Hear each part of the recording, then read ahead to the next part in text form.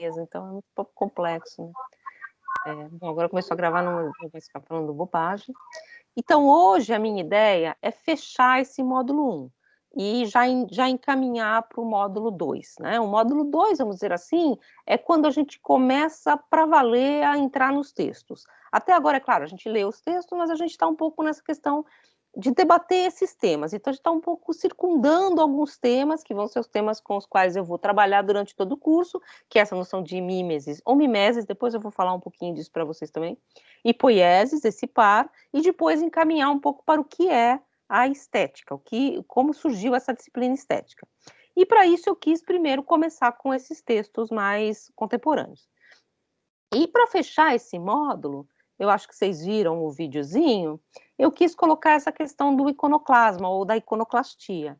E no vídeo eu coloquei, é um vídeo que na verdade não foi baseado em nenhum texto, então não é um vídeo em que eu comento textos como nos outros vídeos, então é um vídeo mais de apresentação de alguns momentos que foram colhidos assim ao acaso, porque eu quis escolher momentos que fossem históricos, mas também atuais, e inclusive é o vídeo mais atual, porque tem um momento que foi aqui agora, e a gente discutiu um pouco já essa questão da representação, da representação como representatividade também, como você forma essas representações, e aí até a figura dos bandeirantes que eu quero discutir com vocês, mas, e aí eu acrescentei a esse vídeo depois, tá, então o vídeo não é um comentário, esses textos, inclusive porque eu li esses textos depois, o texto do Bruno Latour, que está lá, sobre uma exposição que chamava Iconoclasma, se vocês quiserem procurar essa exposição, tem um videozinho também no YouTube,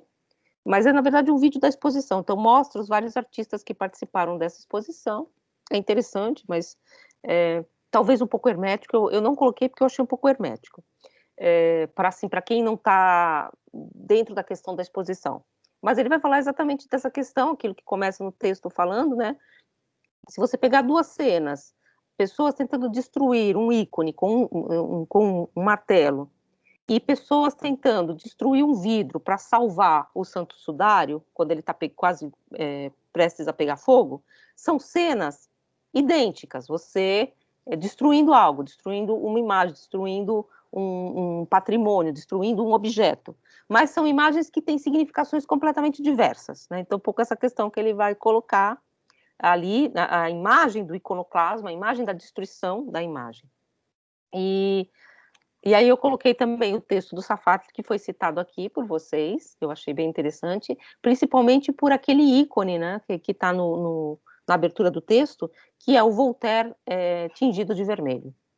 E eu acho muito interessante vocês terem trazido essa ideia durante a aula passada, porque ela joga a gente por cerne da questão da própria filosofia, que também produz as suas imagens, né, também produz os seus ícones, ou o que a gente chama do cânon, né, do cânone. Então, a gente também produz essa imagem do saber que é um pouco, está um pouco ali plasmada, vamos dizer assim, na imagem do Voltaire. E é uma imagem muito, muito forte, porque Voltaire é essa figura, vamos dizer assim, do iluminismo. Então, a figura que, num certo sentido, funda a nossa forma de pensar moderna, né? Funda questões que para nós são muito caras. Então, acho que aquela imagem é muito interessante. E depois eu acrescentei, e aí depois todo mundo ficou falando de outros textos. Eu acho que vocês poderiam colocar outros textos lá. Eu acrescentei o texto da Folha, que eu acho que nem todo mundo consegue ler, né? Mas, bom, eu acrescentei mais por uma questão contextual mesmo, porque está falando dos bandeirantes, que é o texto do George Colley, que é um historiador da arte, que vai comentar exatamente a imagem dos bandeirantes, que é uma figuração que, para a história da arte moderna do Brasil, é, é cara também, é importante, é uma figura importante, e ele vai tentar discutir o que é essa destruição da imagem e o que é também tentar passar a limpo o passado, né? Tentar passar a limpo, vamos dizer assim, esses elementos imagéticos de memória, portanto, a memória desse passado por meio da construção ou da destruição de imagens. Então, no vídeo, eu não sei se vocês querem comentar o vídeo, eu peguei alguns momentos, ali eu peguei um momento da destruição de Dresden, que foi uma cidade, como eu falei lá no vídeo, uma cidade alemã que foi bombardeada até que não sobrasse praticamente nada, já no final da Segunda Guerra, e há muitas controvérsias em torno do porquê desse bombardeio. Inclusive, eu li um livro durante a quarentena, quando não estava fazendo nada, assim, quando não tinha matrícula, não tinha nada, que chama Matadouro número 5, ou A Cruzada das Crianças, que fala exatamente, um livro de ficção científica, tá? Que fala exatamente desse momento. E a Cruzada das Crianças, porque na verdade existiu realmente uma Cruzada das Crianças durante a Idade Média, e a tópica do livro, apesar de ser um livro de ficção científica, é que toda guerra é uma Cruzada das Crianças, porque você manda praticamente adolescentes para a guerra, né? Meninos para a guerra, e essa destruição de Dresden, né, o que seria descrever essa destruição de Dresden. O livro começa um pouco com essa ideia do o autor que se põe primeiro no livro como aquele que quer escrever um livro. Ele participou, ele esteve nesse momento da destruição de Dresden, ele conversa com outro amigo dele que também esteve, e é como se eles tivessem uma espécie de dificuldade em descrever. Por que falar disso também? Por que falar dessa guerra? Então, e todo o texto, vamos dizer assim, que é um texto, como eu disse para vocês, ficcional, e não é a narrativa da história da vida dele, nada disso, tenta exatamente se elaborar nessa imagem do indizível, né? O que dizer da guerra, né? Como produzir imagens de guerra, se isso é importante, que volta também um pouco a questão da Susan Sontag. Se vocês lembrarem que quando, numa parte do livro, logo no comecinho, ela fala que logo após a Primeira Guerra, depois também da Segunda Guerra, se produziram vários livros de imagens horripilantes e horrorosas do que a guerra produz. E se esse tipo de construção, é um pouco o que esse livro fala também, ou não é eficaz, né? Se você deve ou não deve produzir as imagens. Mas voltando a Dresden foi uma cidade completamente destruída. E as imagens da destruição de Dresden, essa imagem da destruição, elas são imagens fortíssimas. Então você destruiu uma imagem, que é a imagem da joia do barroco, a imagem de uma cidade, a construção imagética dessa cidade, com suas estátuas, suas memórias, e produziu a imagem da destruição dessa cidade, esse cadáver da polis a céu aberto, que são esses restos da cidade, e essa imagem também é uma imagem de poder, vamos dizer assim, é uma imagem que circulou. Logo depois eu também falo das imagens que o Estado Islâmico produz. Na verdade, esse vídeo, ele era acoplado a um vídeo que eu acabei não disponibilizando para vocês, porque é um vídeo do Fantástico, eu fiquei um pouco com vergonha, né, de botar um vídeo do Fantástico, mas, enfim, é o vídeo da destruição de Nínive pelo Estado Islâmico.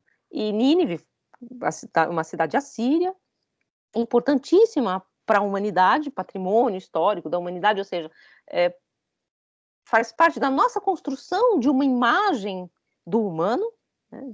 Todas essas cidades, todos esses patrimônios que nós colecionamos no museu, como diz o Thierry Dedouv, e o Estado Islâmico simplesmente filmou, e filmou, né? Então isso que eu acho muito interessante, você tem uma filmagem disso, as escavadeiras derrubando essa cidade de 3.000 anos. Você diz, em alguns segundos você simplesmente transforma em terra arrasada essas construções que para nós eram importantíssimas. A mesma coisa que eu mostrei lá para vocês nas imagens, a cidade de Palmira, essa joia da antiguidade tardia, é uma cidade que era um entreposto de várias culturas, então ela era riquíssima, ela né, porque ela não foi totalmente destruída, como uma espécie de cruzamento de várias culturas, e essa cidade que estava ali quase que intacta, não, né, mas estava ali numa preservação interessante, ela também foi alvo de várias destruições, e aí fica também um pouco no ar, o que a gente destruiu ou não, lança imagens, então como essas imagens, elas produzem em nós, essas imagens de iconoclasma, né, de destruição, a destruição dos Budas, como elas produzem em nós também um efeito muito grande que o Estado Islâmico quer produzir, né? Ele quer produzir. Eu nem quis entrar numas, mas aquelas imagens também de decapitação, de jornalistas, elas são feitas para serem imagens, para circular, para que a gente veja, né? Elas são imagens, apesar de tudo, elas são criações imagéticas, apesar de não, aquilo é real. Sim, mas por que você filma? Por que você faz diante de uma câmera? Por que você faz circular? Para que você crie uma imagem de poder também, né? Ou por que você faz circular a imagem da destruição de Nínive? A questão de Nínive é muito interessante, depois talvez eu poste lá o vídeo, apesar de ser do Fantástico, vocês não vão ficar falando para todo mundo que eu posto vídeos do Fantástico, né? Porque eu tenho uma outra questão que eu acho muito interessante. Quando eles vão mostrar as partes, vamos dizer assim, dessa cultura assíria, principalmente o baixo relevo da caça ao leão, que eu acho que vocês já devem ter visto, esses objetos não estão onde deveriam estar, eles estão no museu na Inglaterra. Então, na verdade, esses espólios também, eles têm toda uma circulação política. Por que você leva, vamos dizer assim, o gênio assírio que estava na porta de Nínive para dentro de um museu na Inglaterra? Isso tem a ver com poderio, com ser dono das imagens. Mas fala, Tamar. Oi, boa noite, professora. É um questionamento, uma dúvida, mas talvez cai da mesma forma a questão de modernização de alguns lugares históricos ou antigos, que nem o caso do Porto do Rio de Janeiro, que foi remodelado, e aí você acaba tirando o aspecto histórico que ele tinha e também apagando a história dos moradores e pessoas da região? Eu acho que é uma questão correlata, a questão da gentrificação, né? De você. É uma questão que eu acho bem. Vai modernizar, mas você. Todo o passado, né? Até aquela ideia também de revitalizar, né? Revitalizar, você pega então o Pelourinho, como um exemplo. Vamos revitalizar o Pelourinho. Revitalizar geralmente é tirar quem está lá, né? Exato. Então, o Porto foi refeito, não tem mais nada, acho que não ficou nada do que tinha, e vamos dizer assim, pessoas que estavam ali trabalhar, descendentes de pessoas que trabalhavam no Porto, escravos, entre outras coisas, que trabalhavam no Porto lá nos anos 1800, que hoje já foram totalmente tirados e apagados, né, da história, vamos dizer assim. Que aí é um pouco aquela questão que volta a fala do Safatli, né? Nesse meio tempo aí descobriram o cais do Valongo, né? Que era o lugar de venda de escravos, que agora está um pouco descoberto ali como um lugar histórico, como um lugar de memória, mais ou menos como Auschwitz, né? Fica ali o porto onde se comercializavam os escravos. Então, um pouco que foi um movimento que teve a ver com essa reconstrução. E eu acho que também, assim, essa questão, ela tem a ver com construir e destruir imagens e com quem tem direito à memória, que é um pouco aquela questão do apagamento dessas populações que você acabou de falar. Então, o iconoclasma, quem carrega as imagens, para onde você carrega essas imagens, quem produz as imagens, geralmente produz e carrega num sentido de poder também. Então, um pouco essa questão que o iconoclasma põe, né? Porque destruir é também construir uma imagem, né, num certo sentido. A gente pegou agora, eu peguei primeiro essas imagens que seriam negativas, destruir Dresden, destruir Palmira, para depois pegar um exemplo que a gente pode colocar entre aspas como positivo, embora eu não esteja nem querendo fazer essa troca. Eu acho que tem gente querendo falar, mas só fechando, porque o próprio Bruno Latour fala, né, no texto dele, dessa ideia de que a imagem akeiropoietes, né, a gente vai ver isso no vídeo sobre Platão, a imagem feita sem nenhuma construção, a imagem que, portanto, seria neutra, ela seria imagem pura, ela seria imagem nua, primeiro que ela não existe, mas ela é algo que está sempre no horizonte. E você sempre diz que aquela representação que está dada ali, ela tem um vetor. Então, assim, eu vou destruir o Buda porque o Buda é da religião X. Vou destruir Nínive porque Nínive são imagens. São aqueles gênios alados que eram maravilhosos, né? Então, você destrói e também, nessa destruição, você também cria um outro elemento. Quando você caiava as igrejas cristãs para que elas se tornassem lugares ausentes de imagem, né? Então você cria uma imagem tirando a imagem. Mas fala, William. Diga. Oi, professora. Oi. Acho que já meio que foi respondida essa questão da destruição da imagem, a criação da imagem, que eu estava pensando exatamente nisso, porque eu li um texto de literatura e barroco, eu estou fazendo essa matéria, e lá tinha eu não lembro mais o nome, mas é uma relação entre a cultura local e a particularidade da cultura universal, que a cultura universal é aquilo que você não separa da cultura local. Por exemplo, mesmo você criando algo, você pensando que está criando algo particular da sua cultura, você, querendo ou não, sofre palpite, entre aspas, assim, da cultura universal. E dentro desse sentido, a cultura universal, ela é como se fosse essa destruição de uma cultura local. Tipo, você tenta criar algo novo daquilo que daquilo, por exemplo, a gente, localidade do Brasil, a gente tenta criar algo que é nosso, da cultura nossa, mas infelizmente a cultura que é impressa a gente é a cultura universal de algo assim, tipo, que a gente não tem uma certa defesa contra ela. Ela, tipo, vem massacrando a gente e é assim que a gente tem que fazer e produzir daqui para frente. Não tem mais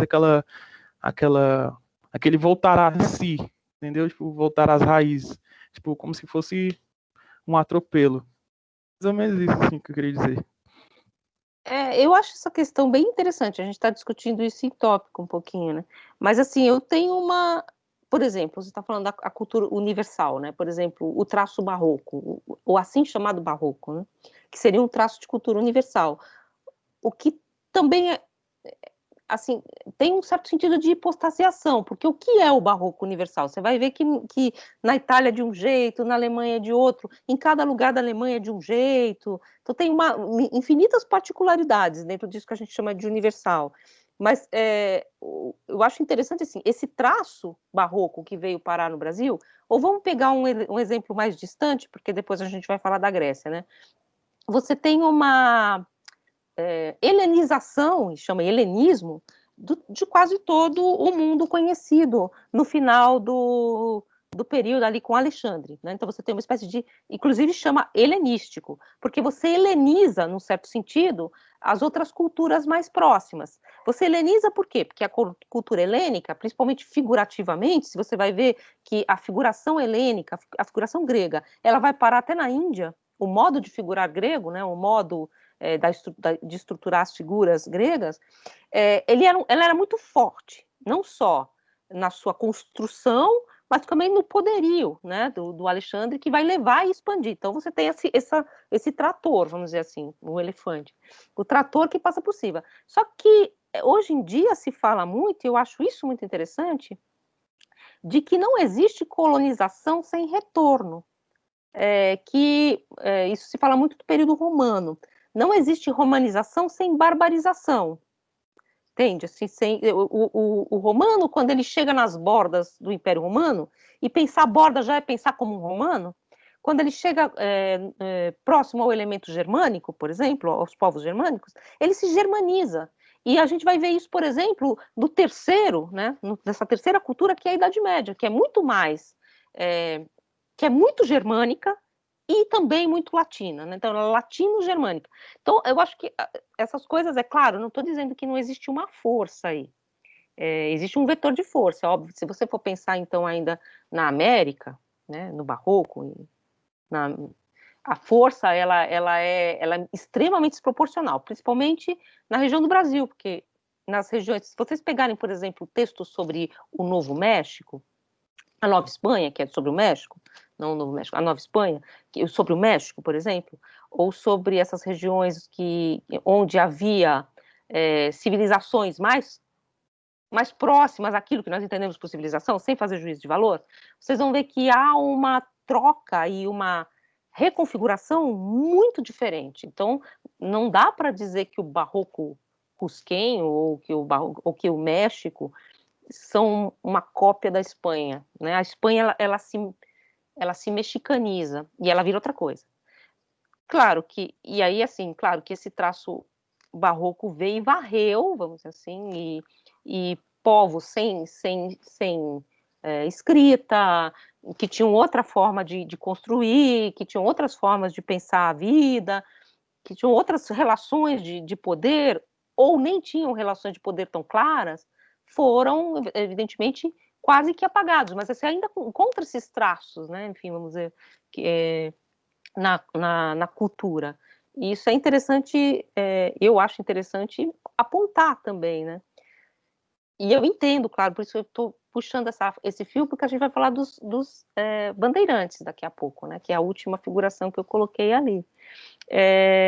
Esse traço, eu entendo e acho super legítimo que você tente levantar esse elemento do lugar de fala, de onde que as imagens são produzidas. Né? Mas também sempre lembrando que mesmo nas imagens produzidas, nessas que foram produzidas pelos vencedores, há uma marca ali, elas são um amálgama, vamos dizer assim, é isso que o Benjamin vai chamar, na verdade, de alegórico, de tensões. Então, aquilo que foi subjugado de algum modo politicamente reaparece na fratura da própria mímese, muitas vezes. Né? Eu acho que isso é uma coisa interessante. E a imagem, exatamente por ela ser esse lugar de memória, esse lugar em que, vamos dizer assim, falha o julgamento lógico, ou ele fica aquém, né? A imagem ela escapa desse elemento lógico, é exatamente ali que a gente pode então encontrar muito mais elementos que tentaram ser apagados, sabe? Assim, por isso que eu acho que é interessante pensar as imagens nesse sentido.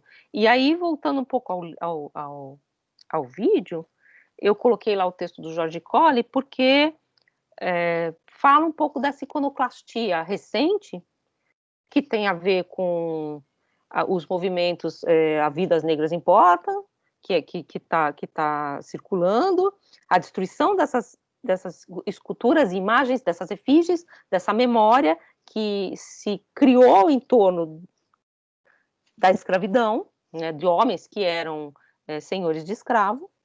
Então, você tem toda uma construção que não é tão simples assim, né? Porque você destrói a imagem, mas há toda uma construção. Esse homem construiu, deu dinheiro para uma universidade, essa universidade construiu seus pilares epistemológicos. Então, é uma coisa muito enraizada. Mas a imagem, de você derrubar a imagem, é muito forte. Né? Enfim, não sei se vocês viram essas imagens, de você derrubar a imagem e jogar dentro do rio. Essa imagem filmada é muito forte. Então, eles criaram também uma imagem. Daí, aquele último linkzinho que eu coloquei, que é exatamente aquele desenho da imagem, que escultura deveria ficar no lugar? A escultura dos homens derrubando a escultura. Né? Então, é a escultura exatamente do iconoclasma, né? Enfim, dessa ideia. E para nós, aqui no Brasil, tem essa questão dos bandeirantes, que é muito forte. Na verdade, para nós aqui no Brasil, mais ou menos, né? Para nós em São Paulo, né? Porque é uma questão muito paulista, não sei se cultua. Se bem que quem que tá lá na Avenida Goiás, em Goiânia?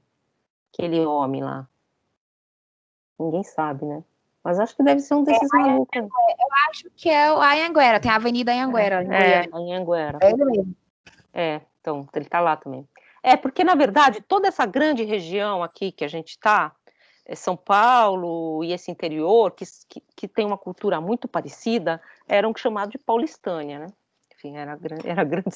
São Paulo era uma coisa muito pior, ele vazava para todo lado, assim, né? Como o Alex que falava isso, né? Que devia fundar São Paulo porque a gente ia ter praia, né? Fundava aqui. Mas, enfim, eu sou paulista, então eu posso falar, né? Tenho lugar de falar muito mal de São Paulo. Mas, enfim, essa ideia da paulistânia, né? E você precisou criar esses mitos, vamos dizer assim, num determinado momento da cultura e da história de São Paulo, porque São Paulo, na verdade, não tinha uma história, não é uma cidade criada para ser ícone, não é uma cidade como Rio de Janeiro, que foi criada para ser imagem da corte e do império, ou não é a cidade da Bahia, que foi criada também, a cidade da Bahia é ótima, né? A cidade de Salvador, que foi criada também para ser um ícone da conquista. São Paulo se criou, como diz o Nicolau Shevchenko, ela se criou como um cogumelo nasce depois da chuva. Veio assim, veio o café e brotou uma cidade onde não havia, onde não cabia, né? Porque o lugar também é péssimo, enche de água, é uma várzea. Mas brotou onde não cabia. Brotou por quê? Por causa de uma espécie de surto capitalista, de surto de acumulação de capital, que era o café, né? Enfim, dos barões do café, que precisaram criar para si, numa cidade que não tinha nenhuma história grande, né? Assim, tinha história, tinha o pátio do colégio. O pátio do colégio foi reconstituído, porque o pátio do colégio não existia mais. Então você reconstrói o pátio do colégio para criar uma imagem, um mito de fundação. Então, é um mito de fundação de São Paulo, e aí você precisava de heróis, né? E você criou a imagem dos bandeirantes, como portugueses, como, portanto, homens brancos, né? E essa criação está ali plasmada, vamos dizer assim, na pedra. Na verdade, eu acho que o deixa que eu empurro, né? A imagem do Brecheret, ela traz outros elementos além do apenas porque você tem a escultura do Borba Gato, o Anhanguera, a Avenida Anhanguera, a Avenida Bandeirantes, né? Porque a Avenida Bandeirantes é a avenida que vai te jogar para dentro, para o interior, né? Dizia. Prof, eu queria trazer um pouco para os textos, porque tá me parecendo agora, nessas discussões todas, que o Latour ele tem um posicionamento e o George Colley tem meio que outro, assim, tipo, eu peguei, assim, no meu entendimento, né, lendo os textos, foi que, tipo, o Latour, ele é, digamos assim, sei que pode colocar em times, né, mas ele seria do time de cascata, de cachoeira, de sobrepor imagem após imagem, e aí, tipo, a gente que media as imagens, né, teria que ter essa sagacidade de, tipo, no caso, por exemplo, do próprio Borba Gato, né, tipo, derrubaram a estátua do Borba Gato, porque, enfim, tem toda a história de colonialismo, enfim, racismo, e, enfim, escravidão e etc., e, portanto, tinha a imagem do Borba Gato, que era esse, digamos, essa espécie de herói, e agora tem essa imagem do Borba Gato, né, que foi sobreposta como, tipo, um assassino, ou sei lá, tipo, justamente o oposto.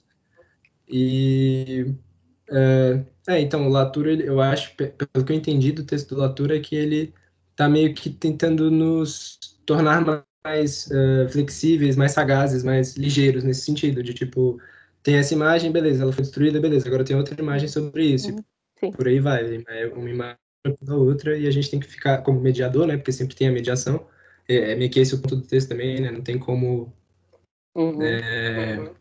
ir além da destruição de imagens. Ele até brinca com essa palavra de, tipo, como assim ser radicalmente, ser sincero a essa palavra de ir além, né, do além. E, sei lá, o George Colley me pareceu um pouco de, tipo, olha, tem essa história, ele é o herói, não tem, e, tipo, sei lá, eu não entendi muito bem o ponto do Colley, sabe, tipo, porque eu não acho que seja apagar a história, eu acho que seja ter outra imagem sobre a história, entende? E o posicionamento do Colley me pareceu um pouco esse, de que derrubar essas imagens, ou seja, portanto, trocar essa imagem por outra seria justamente apagar essa história. Só que eu não vejo assim, eu acho que eu sou mais do time do Latour, se é que pode pôr assim, entre aspas, né? Porque seria meio que isso, assim, de... Não é que a gente está acabando com a história, mas é que a gente está mudando a imagem que a gente tem da história, né? Tipo, o Latour, ele também traz essa ideia de o risco referens, que seria justamente essa mediação, de tipo, a gente, para compreender alguma coisa, passa por outra mediação. E aí, ao meu ver, eles tentam meio que se livrar desse risco referência, que é algo tipicamente moderno, né? E daí a necessidade de sobrepor uma imagem sobre a outra. E aí, não sei, tipo, é mais ou menos por aí, esse caminho, assim, porque o Colley me pareceu estar querendo não apagar essa história, tipo, ao meu ver, derrubar esses status, assim, né, tipo, no caso do Voltaire, etc., não seja apagar a história, mas ter outra imagem sobre ela, né, em alguma medida. Quem mais quer falar?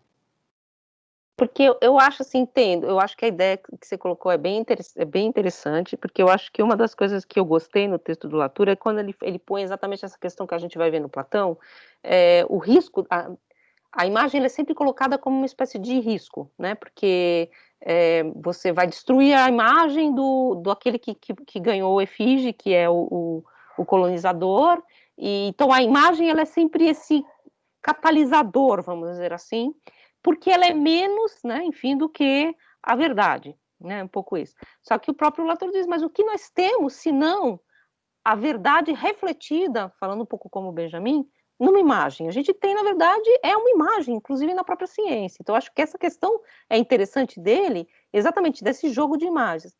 Agora, eu não sei se o George Colley está defendendo também, porque num determinado momento do texto, ele fala assim, as imagens sempre foram destruídas em algum momento. Assim, só posicionando, o George Colley, na verdade, ele é historiador da arte, né?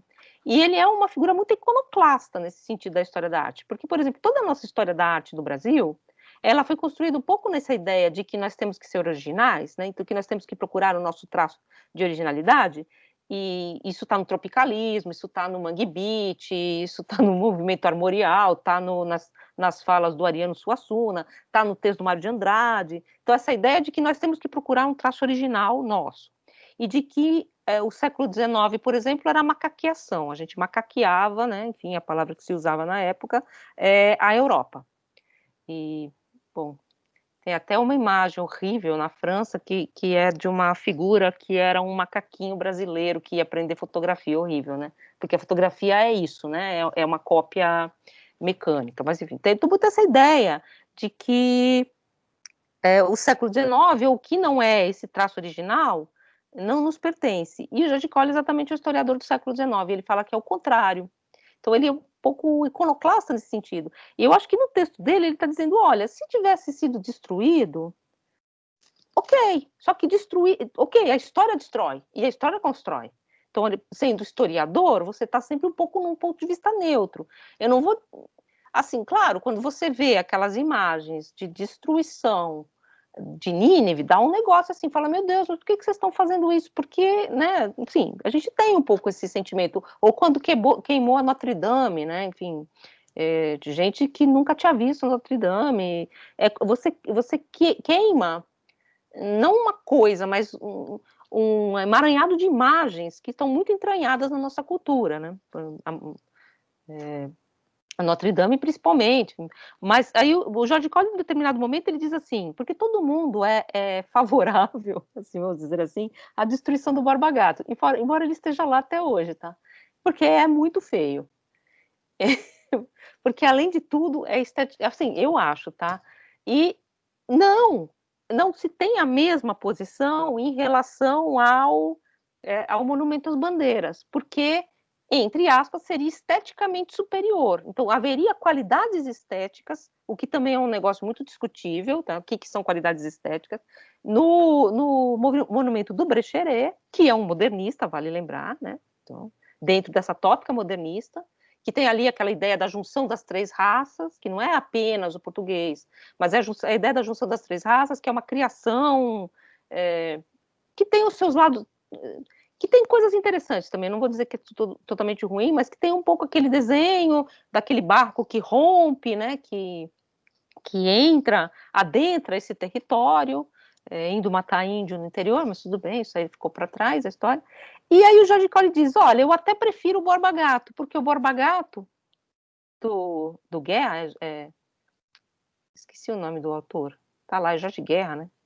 Ele diz que era um grande escultor, ela tem algo de irônico, porque é um bonecão, é um troço gigante, feito de pastilha, nossa, é um troço assim.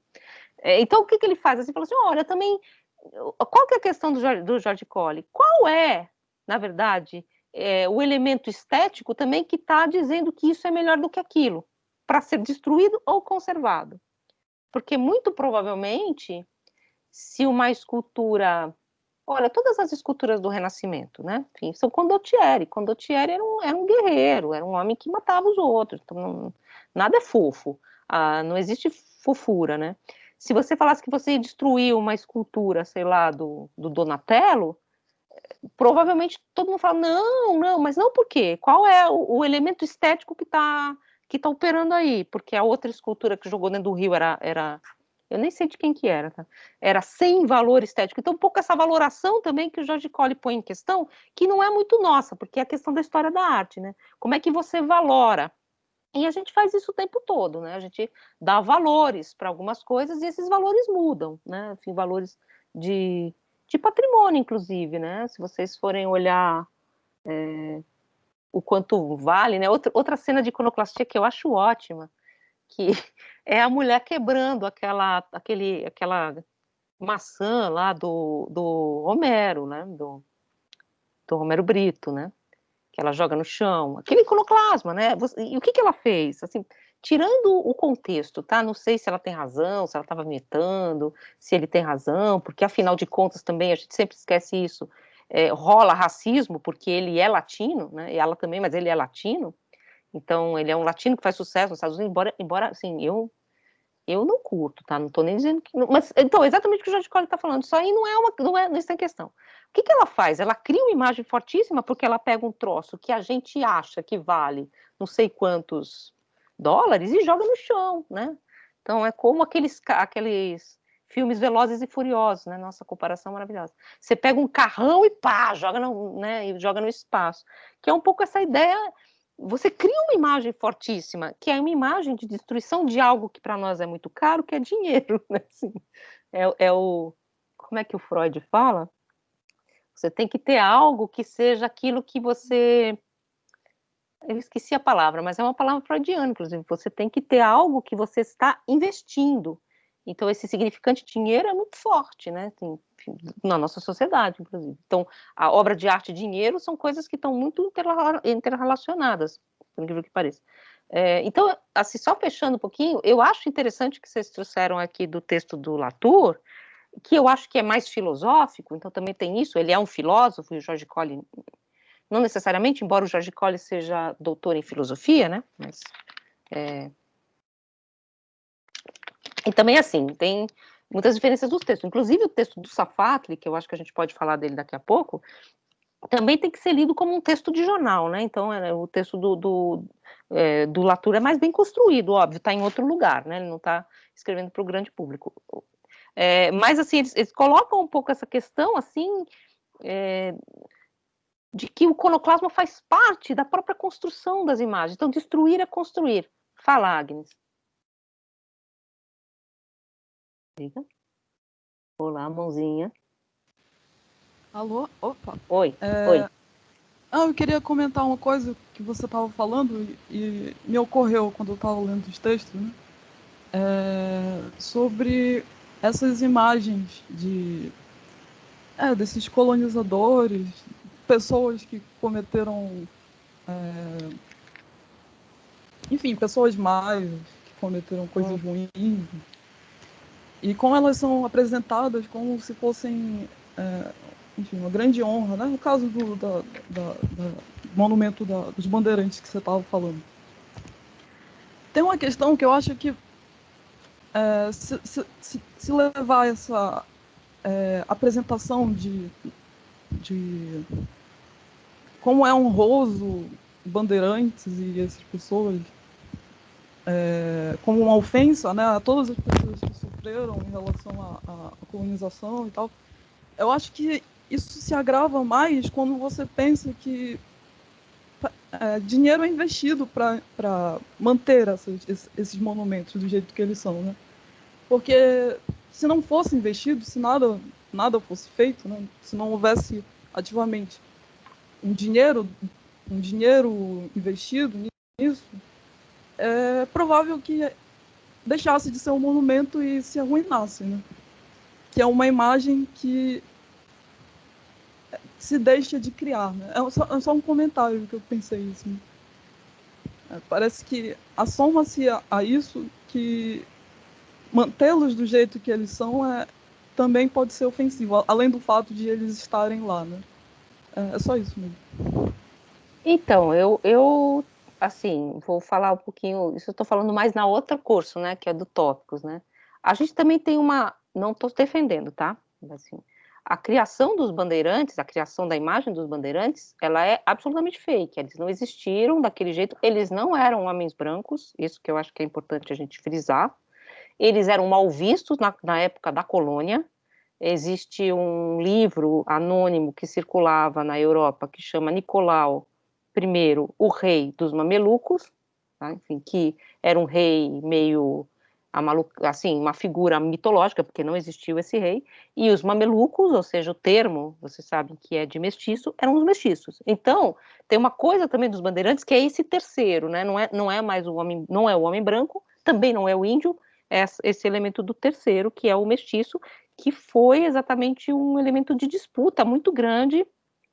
Isso que eu estou falando desse livro, ele é bem mais antigo, mas que vai aportar no século XIX, essa discussão da mestiçagem. Mas a criação dessa figura dos bandeirantes, que é falsa, como a criação dos Tiradentes, como todas essas criações, não, falsa em que sentido? Elas conjugam vontades, né? Enfim, vocês já pensaram o que é a imagem de um faraó também?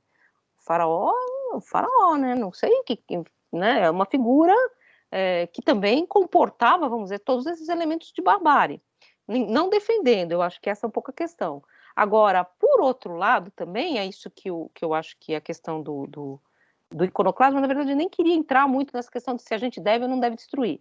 É exatamente essa questão que destruir é construir, e as imagens, elas são construídas com esses elementos de destruição. Então, elas são camadas dessa imagem. Essas imagens são construídas porque algumas outras imagens foram destruídas. E essa destruição, num certo sentido, está contida nessas imagens. E elas carregam essa destruição. Elas carregam esse elemento de destruição. Por exemplo, se a gente destruísse, né, vamos falar, enfim, não vejo isso. Vamos tirar o Borba Gato seria mais fácil, né? Mas vamos tirar o Monumento das Bandeiras. Na verdade, todo o Ibirapuera, todo o Parque do Ibirapuera é construído em torno disso. Não é só o Monumento das Bandeiras. Ele é uma grande construção para essa história de São Paulo. O monumento ao MMDC, que está ali também, que é um monumento aos mortos da Revolução Constitucionalista. Ou seja, é mais ou menos como se São Paulo estivesse se comemorando a si mesmo ali no Parque do Ibirapuera, né? E é uma construção, é um mito de fundação, como vários outros que a gente tem, né? Enfim, eu daria uma solução assim, porque a minha solução seria: a gente vai pegar uma dessas figuras dos portugueses e pintar de vermelho, e essa vai ser a escultura, porque não é você destruir a imagem, você cria uma outra imagem na qual tem uma marca que nós sabemos como essa imagem foi criada, porque você destrói essa imagem. Você não destrói esse imaginário, é um pouco essa questão. Esse imaginário, ele é arraigado. Ele é arraigado porque, como diz Platão, como vocês vão ver, as imagens nos tocam naquilo que a gente tem de menos, de mais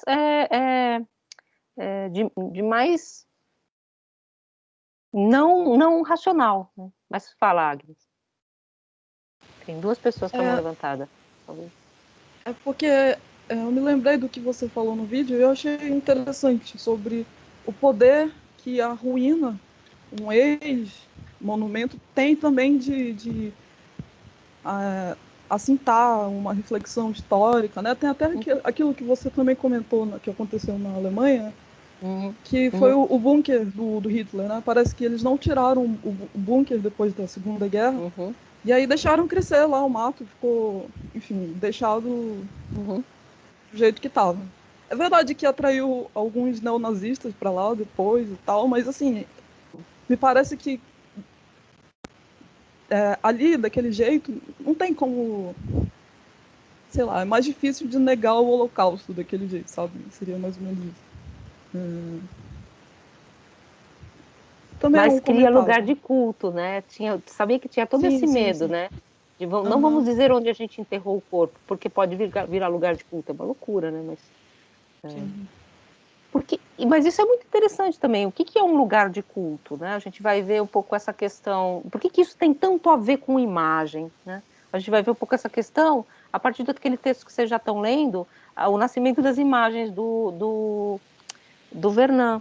As imagens, elas elas têm uma relação forte com a ausência, e, portanto, com a morte, né, com a memória nesse sentido. Por isso a gente marca o túmulo, a pedra tumular, então essa ideia, né, do lugar de comemoração, que é sempre um lugar de morte, né, porque se você comemora, por exemplo, não sei se vocês já foram no Ibirapuera, a gente ia quando era criança, assim, ver os mortos lá, o Drauzio, o Miragaia, não, vocês não sabem porque vocês não são paulistas, né?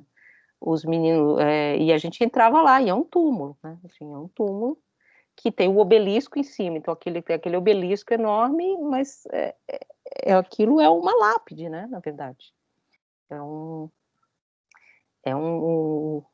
Quem que é? Tem uma música do Ira, né? Que na verdade é um poema que não é do Ira, né? Que fala que o herói serve-se morto, né? Enfim, então é um pouco essa ideia, né? Mas fale, Ian. Diga.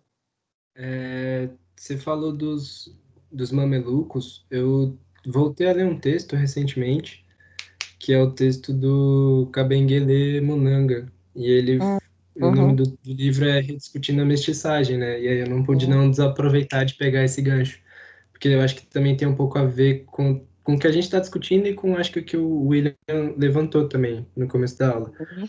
Porque tem uma parte nesse livro, Rediscutindo a Mestiçagem no Brasil, ele traz a ideia de que tem o mestiço, justamente essa figura que está entre o preto e o branco, que não é Uhum. nem um nem outro.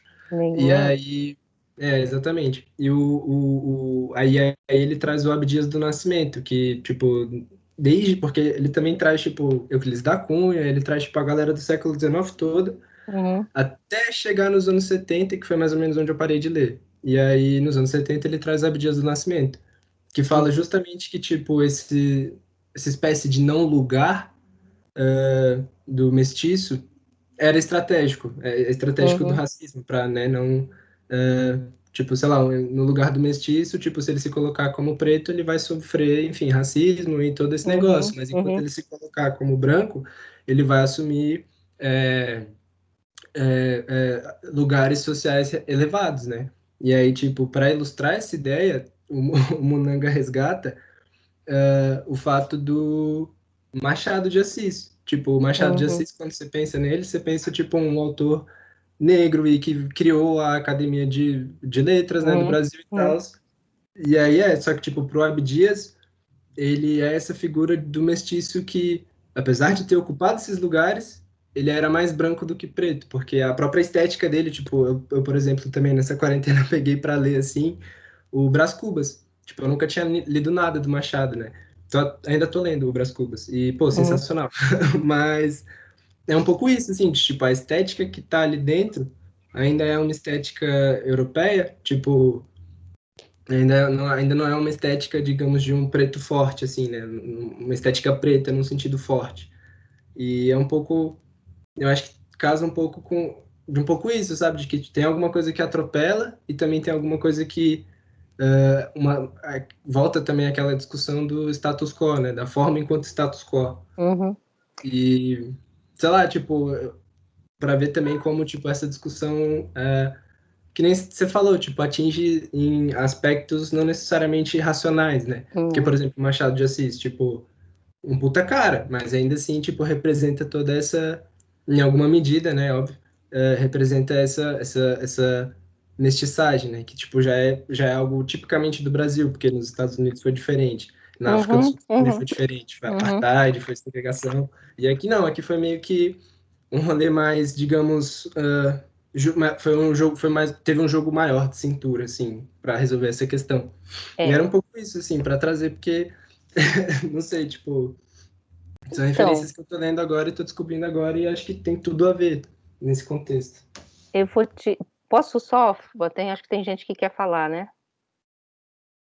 Eu só queria puxar duas coisas, porque depois a gente volta para o texto, né? Assim, recentemente, na revista do IEB, eu ajudei a revisar, tá? Então, eu faço parte um pouquinho. A Benedetta Bisor publicou um texto que eu acho que é bem interessante nesse sentido, que é um texto sobre, na verdade, um texto do Levinas, que está falando do judeu, né? E eu acho bem interessante porque ela opera, a Benedetta, falando do judeu, para falar um pouco de como a gente pensa essa questão do mestiço. E o Levinas fala que o cristão novo, ele é essa figura, porque ele não era nem cristão e nem judeu. Então, ele é um entre que foi obrigado. Então, um pouco essa figura que é interessante de se pensar. E esse texto é muito interessante, que está na revista do IEB. Depois, se vocês quiserem, eu ponho para vocês lerem. Agora, na questão do Machado, aí, assim, aí tem várias polêmicas, tá, em torno disso. Tem uma leitura do Machado, que é a mais, que é bastante fecunda, é de que, na verdade, todo o texto dele fala da escravidão, sem falar. Por quê? Porque Brás Cubas só pode ser Brás Cubas, um cara que não faz porra nenhuma. Ops, gravou. Por quê? E um cara que não faz nada, e que se formou e nunca vai assumir nada, e que fica aquela coisa meio flanando, porque a estrutura da nossa sociedade que está sendo mostrada por trás é essa. É de que o trabalho não é, enfim, né? Então, um pouco essa ideia, que é assim, ele não fala daquilo, mas aquilo é aquela ideia do estrutural, é estrutural. Agora, claro, tem várias polêmicas em torno disso, essa polêmica muito longa, que eu acho uma polêmica muito interessante, porque, sem querer defender... Então, a nossa questão é um pouco, não é nem defender, nem acusar o Brecheret, por exemplo, o Victor Brecheret, o escultor, que, aliás, não chamava Brecheret, porque Brecheret é um nome francês, porque ele era italiano, né? Então, ele inventou também. Então, as pessoas se fantasiam, né, de outro, né? Então, ele é Brecherelli, acho que era o nome dele. Mas, enfim, essa questão não é defender ou não a personagem, que é um pouco o que eu acho que o Jorge Colli fala, não é saber quem foram os bandeirantes, porque se a gente for quem foram, a gente vai descobrir, na verdade, que né, você vai descobrir que a história ela é feita de muitos enganos, de muitas questões em torno disso. Mas aí eu acho essa questão muito interessante que vocês estão trazendo, porque é um pouco isso, né, desse iconoclasma. Por outro lado, a figura de Machado de Assis, que é uma figura cara à nossa literatura, ela também pode sofrer esse revés, entende? Então, o iconoclasma ele não tem só a ver com uma destruição, que é uma destruição que vai lá e quebra. É também uma troca de cânone, né? Então, que é um pouco... Aí, assim, só eu vou entrar de novo no texto, e aí eu passo para o Gabriel, que acho que já está com a mão levantada há um tempo, que é a questão do iconoclasma, ou da iconoclastia, ou fazendo um uso um pouco ampliado da palavra, que o Safatli faz refletir no universo do próprio cânone da filosofia, né? Fala, Gabriel. Opa, tá dando para me ouvir aí? Boa noite. Dá. Sim. Ah, beleza. Então, professora, foi mais por conta que o comentário da Agnes, o comentário do Ian me refletiram muito também, vocês comentando sobre a estátua em São Paulo, por conta que é esse lance de, por exemplo, não é tanto um personalismo, mas, por exemplo, parece que o desenho que essa estátua conduz, ou até mesmo a influência que a arquitetura, que a arquitetura não só da estátua, mas parece que de toda a cidade, né? O desenho da cidade também, que parece que não é mudado, né? Essa espécie de, por exemplo, essa imagem que não está só também na estátua, mas também está, por exemplo, em torno da estátua. Por exemplo, parece que quando você falou da estátua, também tinha o lance, por exemplo, do quanto essa estátua conversava com o parque. Ou de como, por exemplo, essa relação do Brás Cubas conversava também com todo esse lance estrutural. Parecia também que eu tenho a impressão que a arquitetura também faz parte dessa espécie de construção da imagem. Parece que não só a obra em si, mas parece que esse ressoamento, né, do símbolo que quer passar, né? Por exemplo, até mesmo não a arquitetura às vezes, não sei, eu fiquei perguntando como, por exemplo, a influência da construção de alguma cidade, por exemplo, poderia ressoar até mesmo nesse imaginário, que é exatamente essa palavra que, tipo assim, vai além da imagem, mas, por exemplo, atinge o imaginário, ressoa no nosso sentido comum, e aí eu não sei o quanto disso, por exemplo, ao mudar uma estátua, ao mudar efetivamente só uma obra, conversa exatamente com essa estrutura do imaginário, que aí eu fiquei transitando entre isso aí, e aí eu não sei, até que eu só um comentário assim que me levou a pensar no comentário dos colegas aí. Achei muito foda. É isso. Bom, eu acho que assim, todas essas questões que eu estou trazendo, né, enfim, era porque eu queria que esses textos, então eu trouxe esses textos, mas existem outros, tá? Vocês podem fazer um apanhado de textos em torno disso, né? Inclusive entre essa questão mais próxima a nós, que é a do Safatli, com a qual eu não concordo, tá? Eu vou dizer por que depois, mas enfim, entendo o texto e tal, porque eu não sei se a oposição de logos e mito dá para ser estendida para além da Grécia, porque a oposição entre logos e mito é grega, né? E eu não sei se a gente está no mundo do mito quando a gente está fora do logos apofântico da Grécia. Então, eu acho que é um pouco essa a questão que eu acho que o Heidegger põe bem, enfim, né? Põe bem essa questão, assim, como escapar exatamente dessa decisão filosófica, indo para além, para aqueles que pensaram mais, que é Parmênides, Heráclito, né? Ou seja, indo para antes daquilo que a gente chama de filosofia.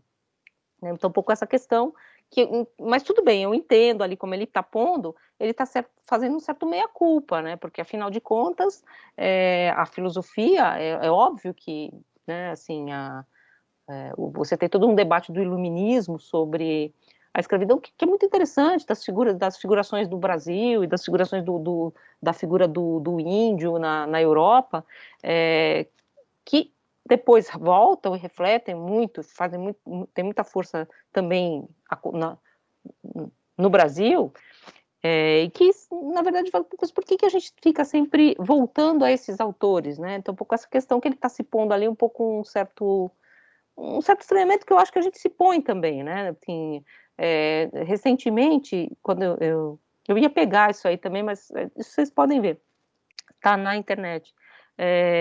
Recentemente, faz uns 2 anos, ou 1 ano e meio, eu estava dando aula de tópicos de metodologia do ensino, e estava tendo uma exposição, que era a Queda do Céu, lá na Caixa Econômica, não sei se vocês foram. E ali tinha toda uma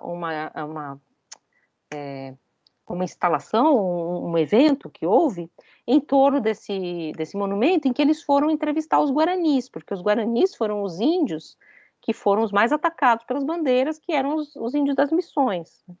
Então, o que um guarani teria a dizer vendo você ter como figura ilustre aquele que destruiu os povoados? Estou perguntando, mostrando a imagem dos guaranis e tal. Mas vocês colocaram uma outra questão que eu acho muito interessante. Tudo isso faz parte, e isso a gente vai ver um pouco no texto do Vernon e no texto do Naquet, quando vai falar dessa ideia de que o artesão e o produtor de imagem, que é também o construtor da cidade, vamos dizer assim, da cidade ideal, ele tem a ver com essa partilha do sensível, com esses modos de viver.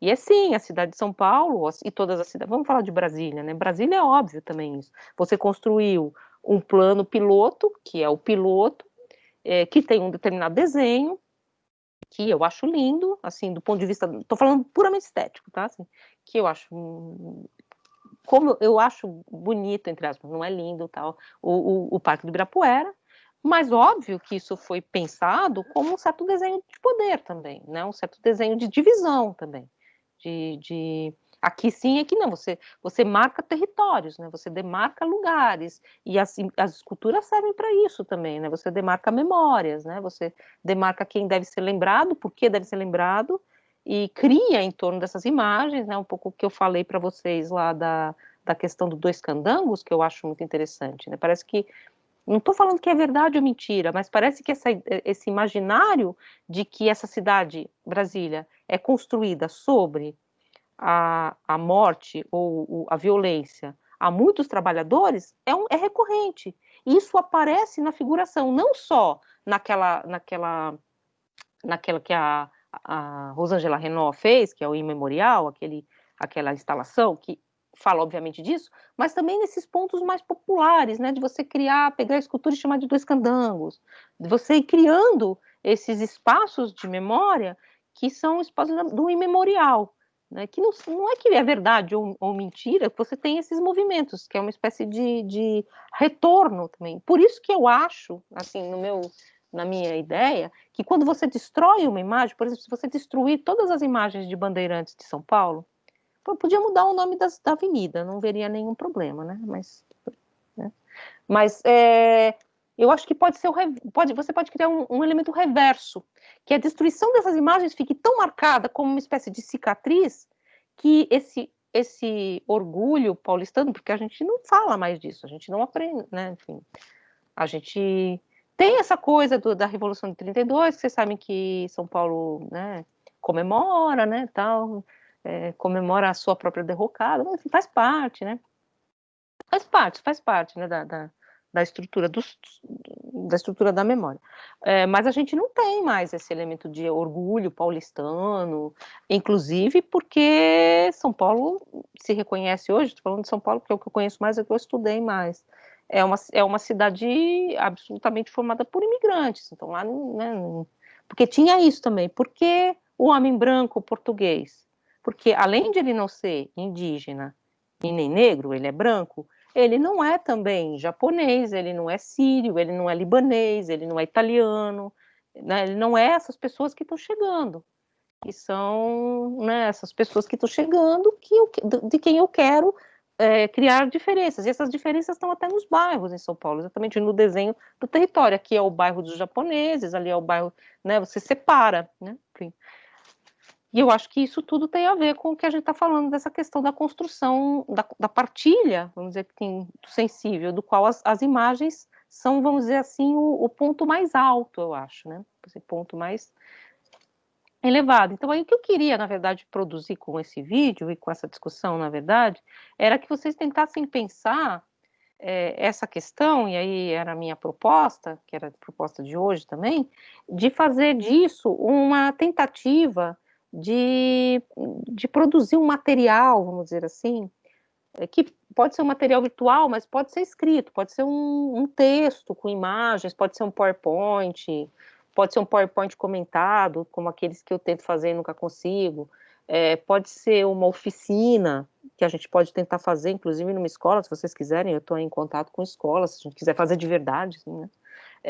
Para a gente tentar acionar esses elementos da imagem, tal como a gente está pesquisando, e depois também eu acho que eu estou colocando isso logo no começo, mas eu acho que depois a gente pode trazer para essa discussão Platão, Aristóteles, Kant, e a Susan Sontag, e todos essas personagens que a gente está pondo aqui, as figuras contemporâneas também, né, os pensadores contemporâneos. Na verdade, assim, eu acho que é um campo bem minado. Eu não sei de que lado eu ficaria. Eu entendo a destruição de imagens. Eu entendo que, assim, eu sou uma pessoa meio destruidora, né? Assim, eu tenho certeza que eu pegaria um troço e ia quebrar tudo, porque é legal quebrar. É uma catarse. Você forma, é bom, né? É um poder também, né? Você mostra pô, não, sabe, sei lá, chegar, não posso nem falar, senão vou falar que eu sou revolucionária, mas sei lá, assim, né, você se sente, vamos dizer assim, mudando algumas coisas, eu sei, eu entendo esse elemento, mas por outro lado também, e aí também vem um pouco da minha história, eu fui aluna do George Collin, né, eu entendo também como é que se constroem as imagens, né, e as imagens, elas são tudo menos puras, elas são de uma impureza, assim, de uma contaminação enorme. Elas nascem, vamos dizer assim, e é isso que eu acho que o Benjamin põe muito bem no drama barroco, nessa noção de origem, elas nascem desse turbilhão, então elas são uma amálgama de um monte de coisa, de um monte de tensão não resolvida, que aparecem formalmente depois nessa imagem. E por isso que eu acho que também elas são muito interessantes como aquilo que o Basali chama, né, no Paz, de objetos de aprendizagem, né, porque elas condensam, sabe, assim, esses elementos. Uma poesia também, estou falando de imagem, mas estou falando de uma poesia, de um filme, né, uma peça de teatro, como a gente agora vai entrar numa fase do nosso curso que a gente vai ficar bem próximo ao teatro, né, falando muito de teatro. Uma novela, isso entra na casa de todo mundo, isso tem um poder que nenhum professor tem, né, que a racionalidade, vamos dizer assim, a forma lógica do discurso não atinge.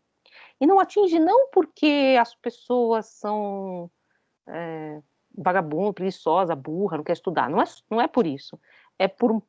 Todos nós somos assim, sabe? Essas imagens, elas produzem em todos nós esses elementos constitutivos. Eu posso falar para vocês, assim, eu não gostaria, porque para mim é uma forma, inclusive, embora eu não tenha uma relação muito estreita com aquela parte de São Paulo, que é a do Ibirapuera, porque é muito longe, então mas eu trabalhei lá um tempo, eu trabalhei na Bienal um tempo, então eu ia todo dia para lá.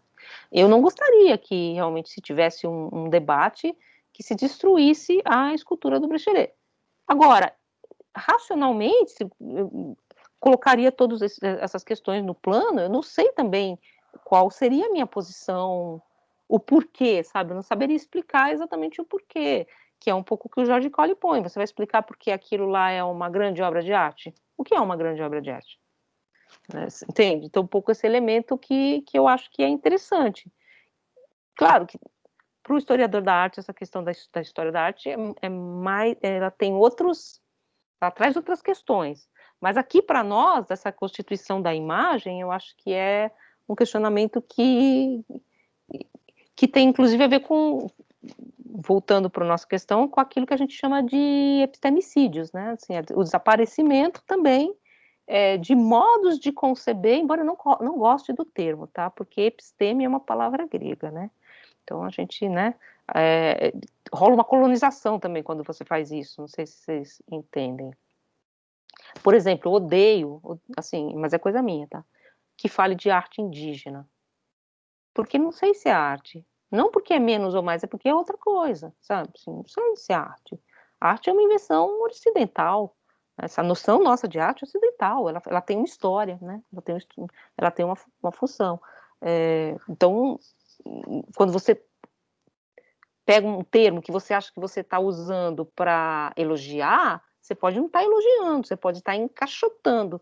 Mas aí, assim, entendo também quando as pessoas fazem isso, dizendo, não, mas a gente está, na verdade, valorizando um outro traço formal que não é o nosso, que também eu entendo. Então, são questões muito delicadas, eu acho, assim. Gabriela ou Gabriel?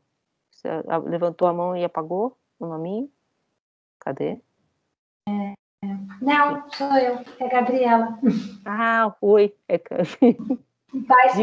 Ouvinte, pode falar rapidinho? Claro, tudo bem. É uma pergunta, quando você, professora, quando você falou que odeia essa designação arte indígena, e aí eu pensei como, por exemplo, essas associações, por exemplo, a arte brasileira ou a arte africana, que são justaposições, né? E daí eu fico mais assim, diante da nossa, talvez a necessidade da gente qualificar aquelas coisas lindas que os índios fazem, assim, seria errado para falar estética indígena, ou também é errado, porque é um termo que também é ocidental. A gente é prisioneiro, nós somos prisioneiros, nós ocidentais, desse logos da filosofia. A filosofia é uma prisão, na verdade. Isso acho que o Safatli sacou bem, porque nós pensamos com essas categorias de pensamento que nós herdamos, que são conceituais, né, que são,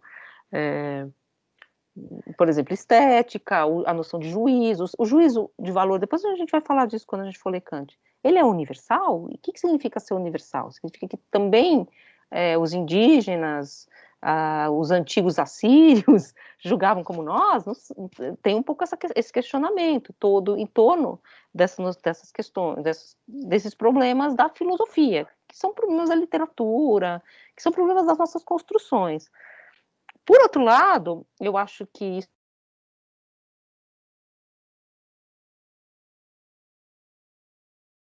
é o instrumental, né, da filosofia, você começar a perceber outros modos de configurar, de dar forma, como também passíveis de produzir em nós juízos estéticos ou mover, se a gente quiser usar o mínimo possível de conceito, mover o nosso interesse, que é uma coisa muito, muito importante e que vem do romantismo, num certo sentido, né? Você dá esse espaço para outras formas não canônicas, não gregas, por exemplo.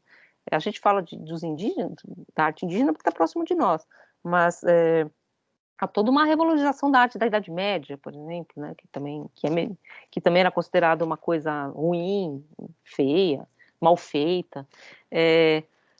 Agora, eu acho que é sempre um pouco ambíguo. Eu entendo, por exemplo, quando um professor de artes na escola, ele pega um livro de arte africana, que é uma invenção do século XIX, tá? Tem essa ideia, porque vale lembrar, rolou um grande espólio da figuração africana pela arte moderna, né? A arte moderna foi lá, roubou no sentido de que a cultura é sempre um pouco assim, e produziu uma outra coisa que carrega elementos imperialistas que são estudados hoje em dia, embora a gente goste dessas obras, né? Enfim, dessas coisas que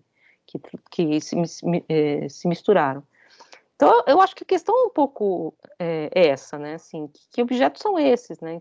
Enfim, a gente vai recorrer à Grécia, e eu vou tentar falar para vocês no vídeo sobre Platão, que vocês vão ver, que eu vou botar quinta-feira, sempre numa Grécia que não é a Grécia como a antecâmara de Hegel, sabe? Assim, não é o que levou a filosofia hegeliana. A Grécia, ela é um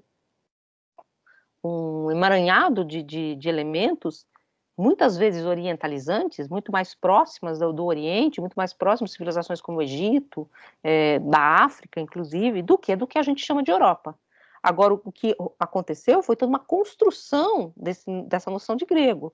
Né, como se construiu, se amalgamaram elementos em torno da figura do Bandeirantes, mal comparando, tá? Porque também você constrói essas imagens, né? Então a gente vai tentar recuperar um pouco dessa questão grega, da história histórica, né? Não da história da filosofia, mas ao mesmo tempo, é difícil escapar disso, a gente vai fazer uma construção histórica que é ocidental, que é o que a gente consegue fazer, porque são nossos modos de pensar, sempre sabendo e colocando esse outro lado, né? Mas existem modos de figurar que não são gregos. Isso é muito interessante se a gente pensar, porque nós somos pessoas mal formadas pelo romantismo, né? O romantismo é uma praga, realmente, num certo sentido, apesar de ser uma coisa legal, de ter criado todas as nossas noções de arte, mas o romantismo imprimiu em nós uma ideia de que a arte espelha a natureza, o que é uma bobagem, assim, sem tamanho. Isso não faz parte da forma de figurar da maior parte das culturas. Então, não é que as culturas não conseguiam fazer esculturas da forma grega, é porque elas não queriam, era outro modo de pensar. Então, não é porque eu não consigo imitar o real, não quero imitar o real é uma invenção do século XIX. Então, um pouco essa questão que eu acho que é muito interessante também quando a gente olha para os gregos, olha um pouco para fora dessa caixa, vamos dizer assim. Mas é sempre um problema, concordo com o que vocês estão colocando, concordo que é um problema do qual a gente não está fora, queria meio falar isso, porque eu acho que também, assim, não dá para você dizer assim, olha, eu não tenho preconceitos de imagem, assim, de imagem, preconceitos em que sentido? De que isso é boa arte, isso é arte ruim, eu acabei de falar para vocês que eu acho o Romero Brito, né, não curto, mas que padrão eu estou usando para fazer esse tipo de comparação? Que isso eu acho lindo, né, enfim, e isso eu não acho. Então, aí a gente vai discutindo, mas passa 1000 anos de construção, né, construção conceitual, imagética. Então, a gente opera com esses elementos, né, mas num certo sentido, a gente tem que também pensar esses elementos. Mas eu queria pensar com vocês, assim, a gente vai fechar esse módulo, e o outro módulo é bem mais caretão, assim, bem mais, vamos ler o texto, né, a palavra em grego significa isso. Eu coloquei lá para vocês os textos que vão dar esse apoio, que é o do Naquet, do Vernant. Na verdade, é um texto do Naquet, mas o livro é do Naquet e do Vernant, Jean-Pierre Vernant e... Ai, meu Deus. Naquet, esqueci o primeiro nome dele. Deixa eu ver se eu vejo daqui. Que vou enxergar. Aqui vai. Bom, Naquet, vocês vão achar lá. Se eu olhar no caderno é mais fácil. E o texto do Pierre-Maxime Schur, que é um texto sobre o que era arte na época de Platão. E é muito interessante porque também a gente toma como batido, né? A arte para eles é a mesma coisa que é para nós. E quando ele está falando de imagem, ou de escultura, ou de pintura, ele está falando da mesma coisa que nós falamos, que nós entendemos como pintura e escultura. Mas do que exatamente ele está falando? Né? Do que exatamente Platão está falando quando ele faz, por exemplo, a comparação no livro 10 da pintura com o sofista, por exemplo. Do que ele está falando? Que pintura é essa? Isso, não vou achar o nome do rapaz. Vocês não se importam, né? E esse texto do Naquet, que eu vou comentar também no vídeo, é um texto que fala sobre uma figura que eu acho que é central nessa questão, que é o demiurgo. Porque não existem imagens aqueiropoietes, né? Como diz o Bruno Latour. As imagens, elas têm um fator de construção. E elas têm uma personagem que as constrói, que nós chamamos de artista, que os gregos chamavam de demiurgo. Né? Ou, sabe como é que fala? Fala grafos também, que é o nome do pintor. Mas sabe como é que se dizia pintor? Como que o Platão chama o pintor? Zoógrafo, aquele que grafa a vida. Então, ele é um zoógrafo, né? Que é um termo para pintor. Então, o que é essa? Como é que era entendido, então, essa figura, a figura que constrói as imagens dentro do universo grego, que põe uma questão muito interessante para nós, para pensar a Grécia, que é o Estatuto do Trabalho Manual, né? O Estatuto do Trabalho, né? Dentro, ou da praxis, dentro de um universo conceitual grego, que depois do qual nós vamos legar muitas estruturas. Então, que eu acho que são essas questões. E depois o outro texto que também está lá para vocês, esse está lá para vocês, para quem não está lá, na verdade, eu não estou pondo no aprender, tá? Porque não estou pondo no aprender, até porque não sou eu que estou pondo, né? São as pessoas que estão mandando.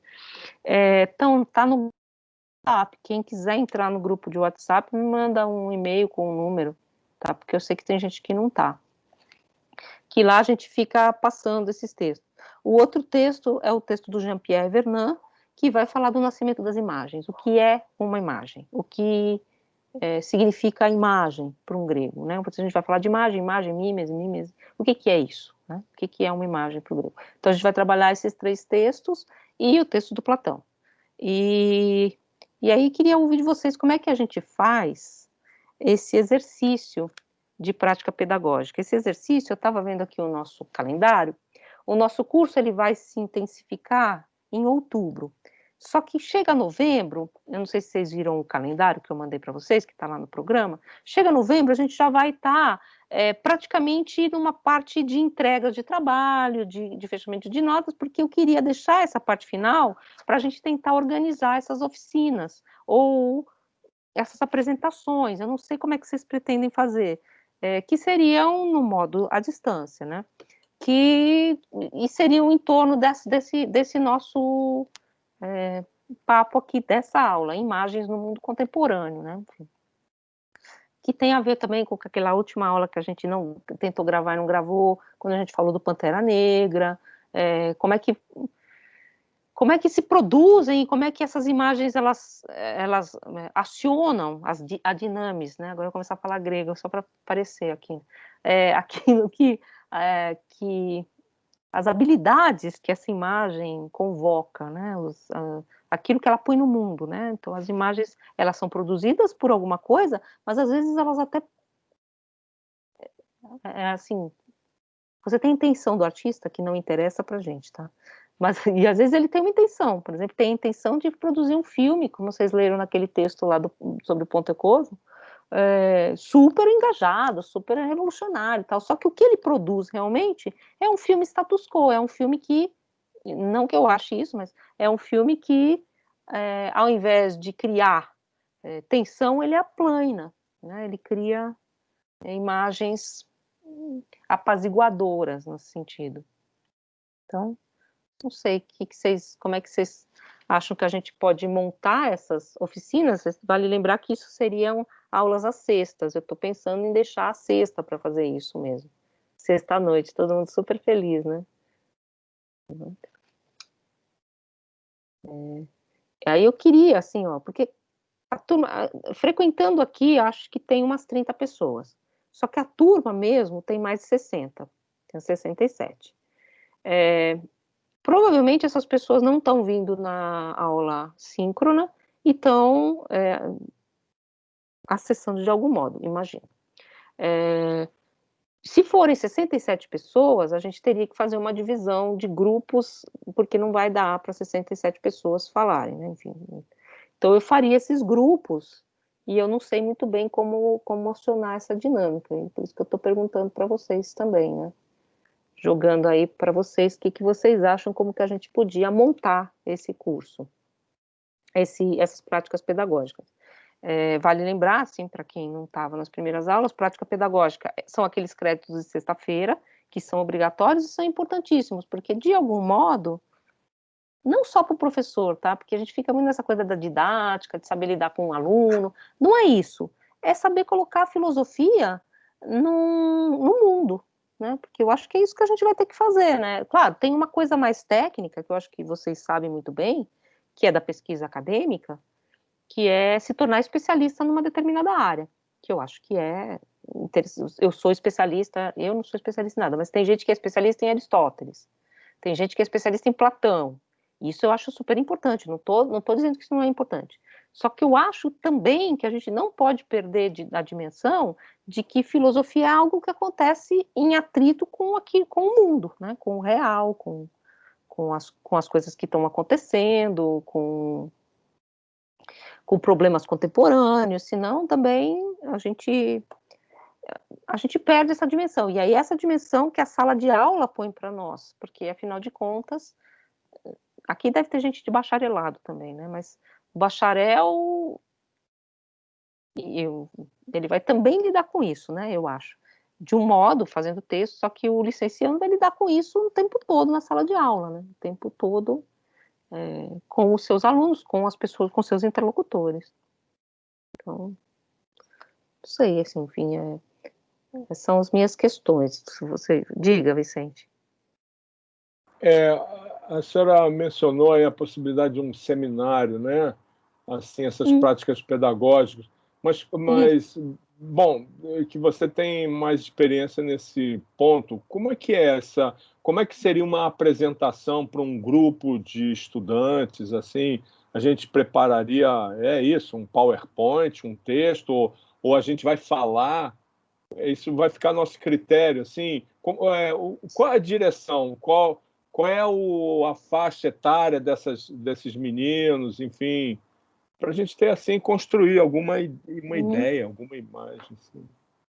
Os meninos com os quais a gente trabalha, isso, assim, porque nós somos uma licenciatura voltada para o ensino médio. Então, os nossos alunos são alunos de ensino médio. Então, não estou pensando em crianças, né? Estou pensando em...